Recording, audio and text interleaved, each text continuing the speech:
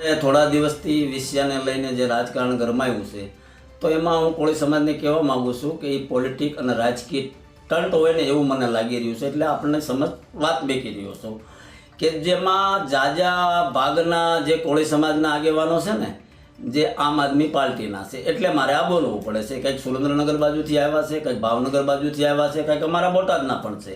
તો એ મિત્રોને હું કહેવા માગું છું કે તમારી ઉપર કોળી સમાજે ભરોસો કરી જે લાખો રૂપિયા ખર્ચો કરીને ધારાસભ્ય બનતા હોય એ તમને ફરીમાં અમે વિશ્વાસ મેકીને આમ આદમી પાર્ટીના ધારાસભ્ય ઉમેશભાઈ મકવાણાને બનાવ્યા છે. એ વ્યક્તિ આજની તારીખમાં કોળી સમાજના આટલા અન્યાયથી આટલી વસ્તુથી કોઈનો ફોન નથી ઉપાડતા. કોળી સમાજનું કાંઈ પણ કામ હોય તો પણ નથી આવતા. તો આ લોકોને મિત્રોને હું કહેવા માગું છું જે આમ આદમી પાર્ટીમાં કોળી સમાજના આગેવાનો છે ને ભાવનગરવાળા હોય, બોટાદવાળા હોય કે સુરેન્દ્રનગર, એને હું કહેવા માગું તમને બોટાદની પીડા નથી દેખાતી કોળી સમાજની કે તમારા ધારાસભ્ય આ 3 વર્ષથી છે અને કોળી સાથે અન્યાય થઈ રહ્યો છે. વિષયમાં પણ એ સામેલ નથી, બોટાદમાં પણ નથી. અમે દખિત આવી છે આ 3 વર્ષથી.